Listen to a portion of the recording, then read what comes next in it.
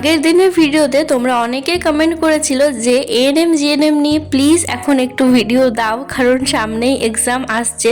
তো তোমরা এত করে যখন রিকোয়েস্ট করেছো, তো সেই কারণে আজকের ভিডিওতে কিন্তু স্পেশালি এএনএম জিএনএম এর জন্যই বানাচ্ছি।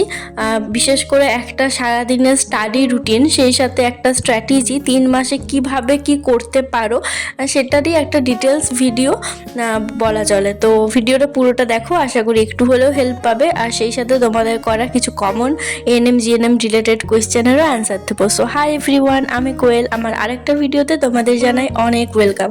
আজকের ভিডিওটা শুরু করেছিলাম একদম সকালবেলা থেকে, মানে বলতে ওই 7:30টার দিকে। কিছুদিন থেকে না আমি সকালে ওঠাটা শুরু করেছি, এই জন্য কিন্তু আমার আর প্রতিদিন ভিডিও আপলোড করা হচ্ছে না। কারণ আমি তো মূলত রাত্রেবেলাতে ভিডিও এডিট করি, তো রাত্রে যেহেতু একটু তাড়াতাড়ি ঘুমিয়ে পড়ছি, সেই জন্য কিন্তু ভিডিও আপলোড করা হচ্ছে না। যারা আমার রেগুলার ভিডিও দেখো তোমরা তো জানবেই, লাস্ট 3 মাস থেকে, মূলত ডিসেম্বর মাস থেকে আমার এমন শিডিউলটা হয়ে গেছে, প্রতিদিন ঘুমাতে 3টা থেকে 4টা বেজেই যায়। তো কন্টিনিউ 3 মাস এরকম করার ফলে শরীরটাও একটু খারাপ হচ্ছে, সেই সাথে চোখের তলায় কালি পড়ে যাচ্ছে। তো ভাবলাম কিছু দিন একটু রুটিনটা ঠিক করার চেষ্টা করি। তো এক্সট্রা বেশি বকবক না করে মূল যে টপিকে ভিডিওটা সেটা নিয়েই আলোচনা করি, কারণ তোমাদের হাতেও সময় খুবই কম, সামনেই পরীক্ষা। তো সেজন্য তোমাদের বেশি টাইম নষ্ট করতে চাইছি না। পরীক্ষা যেহেতু আর বেশি দিন নেই, মনে হয় ওই 3 মাসের মতো সময় আছে।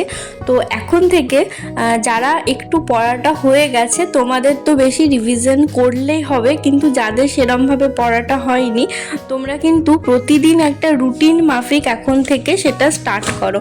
মানে খাতায় কলমে একটা রুটিন বানিয়ে নাও, প্রতিদিনেরটা প্রতিদিন না, একটা টাইম টেবিলটা বানিয়ে রাখো। ধরো সকাল 6টায় ঘুম থেকে উঠলে সেটা তুমি একটা খাতায় লিখে রাখো যে একটা পেজে, মানে ঘুম থেকে ওঠা, তারপর পড়াটা কখন স্টার্ট করবে। আর সবসময় পড়াটা সেশন হিসাবে ভাগ করে রাখো, স্লট হিসাবে। যারা আমার ভিডিও দেখবে তোমরা কিন্তু দেখেছো আমি কিন্তু 3টা স্লটে মূলত ভাগ করে করি। তো 3টা স্লটে 3 রকমের হয়।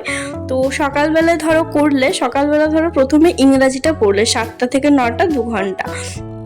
তো ইংরাজিটা কিভাবে করবে, ধরো কোনো একটা চ্যাপ্টার শুরু করছো, প্রথমে কিন্তু যে চ্যাপ্টারটা করছো সেটার বেসিকটাকে দেখো। যদি কোনো কোর্স আছে তাহলে কোর্স থেকে দেখো, আর যদি কোনো কোর্স নেই তোমরা ইউটিউবে সার্চ করো, সমস্তটা কিন্তু ইউটিউবে পেয়ে যাবে। আর এমসিকিউ তারপর সলভ করতে হবে। এমসিকিউর জন্য কিন্তু তোমরা সাঁতরার যে রেফারেন্স বই আছে, তপতি পাবলিকেশনের রেফারেন্স বই বার হয়, সেগুলো ফলো করতে পারো।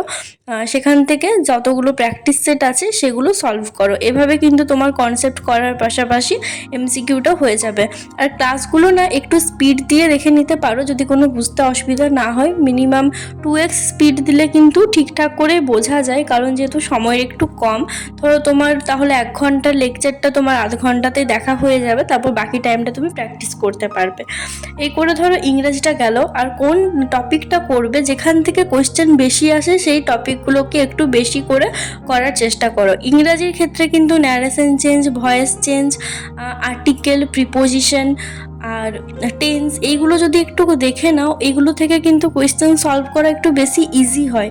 কারণ এগুলো ধরো একটা শিখে গেলে সেখান থেকেই করা যায়, কিন্তু বাকি যেমন সিনোনিম, অ্যান্টোনিমস, এগুলো একটু মুখস্থর জিনিসটা বেশি থাকে।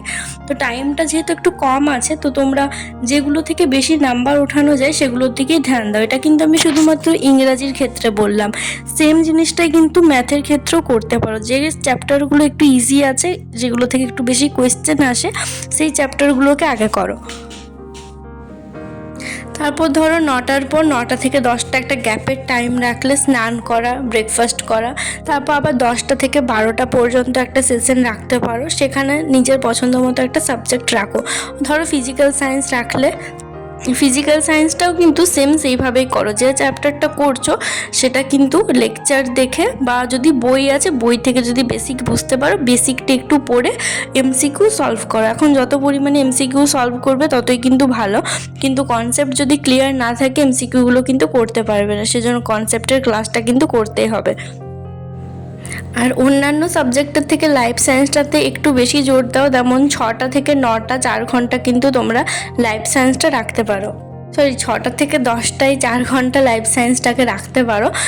তো প্রতিদিন লাইফ সায়েন্সের যদি 4 ঘন্টায় তোমরা দুটো টপিক কিন্তু অনায়াসেই করতে পারবে। আর লাইফ সায়েন্স থেকে কিন্তু পুরো লাইফ সায়েন্সটাই ইম্পর্টেন্ট, এখানে কিন্তু সেরকম কোনোটা বাদ দিলে চলবে না। কিন্তু হ্যাঁ, যে টপিকগুলো থেকে বেশি কোয়েশ্চেন আসে সেইগুলো একটু বেশি করে যাও, আর যেগুলো থেকে ধরো মাত্র একটা বা দুটো আসে সেগুলো করে যেতে হবে, কারণ এই বছর সেরকম আসবে তার তো কোনো মানে নেই। কিন্তু মানে যেগুলো থেকে বেশি আসে ওগুলো। তো যেটা বলছিলাম, লাইফ সায়েন্সের ক্ষেত্রে কিন্তু যে সিলেবাস আছে সেখান থেকে যে জিনিসগুলো ইম্পর্টেন্ট সেটা আগে করো। আর প্রতিদিন পড়ার সাথে সাথে কিন্তু রিভিশনটাও করতে হবে, যেটা আমি আগের ভিডিওতে বলেই দিয়েছি, সেজন্য এই ভিডিওতে রিভিশন নিয়ে কিছু বলছি না, নাহলে ভিডিওটা আরও বড় হয়ে যাবে। তো আমি তোমাদের একটু সিলেবাসটা মানে চ্যাপ্টারগুলো দেখিয়ে দিই, আর সেই সাথে যেটা বললাম খাতায় লিখে রাখো যে এই 3 মাস কি করবে বা কিভাবে পড়বে, কতটা টাইম দিয়ে পড়বে, সেটা একটা খাতাতে লিখে রাখো, পারলে কোথাও একটা সেটা চিটিয়ে রাখো 3 মাসের জন্য। তাহলে কিন্তু সেটা প্রতিদিন একটা রুটিন মাফিক চলে আসবে। তো দেখো, এটা হচ্ছে লাইফ সায়েন্সের টপিকগুলো, যে চ্যাপ্টারগুলো আছে। তো এখান থেকে কোষ চ্যাপ্টার, তারপরে যেমন রেচন, বংশগতি, অভিব্যক্তি, অভিযোজন, ক্রোমোজোম, কোষ বিভাজন, এগুলো কিন্তু বেশি ইম্পর্টেন্ট। আরও আছে, আমার তো সব মনে নেই, তো সেই জন্য আমি বলতে পারছি না, তোমরা একটু দেখে নিও। তো এই ধরো টপিক তোমরা হয়তো শুরু করলে ধরো রেচন দিয়ে, রেচনের একটা ক্লাস দেখলে, ক্লাস দেখার পর কনসেপ্ট ক্লিয়ার হওয়ার পর তোমরা সেখান থেকে এমসিকিউগুলো সলভ করো। আর ক্লাস দেখার সাথে সাথে কিন্তু এখন নোট করতে বেশি যেও না। তারপর ধরো গণিতের কোনো টপিক, গণিতে তো ধরো এই এতগুলো চ্যাপ্টার আছে 14টা। তো যদি তোমরা যে চ্যাপ্টারগুলো ইজি মনে হয় সেগুলো কিন্তু করতে পারো, যেমন অনুপাত, সমানুপাত, সরলীকরণ, সংখ্যাতত্ত্ব, সরল সুদ, চক্রবৃদ্ধি সুদ, এগুলো যেমন একটু অনেকের ইজি মনে হয়। তো যে জিনিসটা একটু ইজি মনে হয় সেটা কিন্তু তোমরা করতে পারো। আমি অন্য জিনিসের ক্ষেত্রে বলছি, লাইফ সায়েন্স, ফিজিক্যাল সায়েন্সের জন্য কিন্তু না। ইংরেজি থেকে যেমন এই এতগুলো টপিক আছে, এগুলোর মধ্যে কিন্তু এই subject, verb, agreement, article, preposition, তারপরে আছে তোমার গিয়ে ভয়েস চেঞ্জ, ন্যারেশন চেঞ্জ, এগুলোতে কিন্তু একটু বেশি নাম্বার পাওয়া যায়, মানে এগুলো আমি দেখেছি একটু অপশানগুলো ঠিকঠাক থাকে।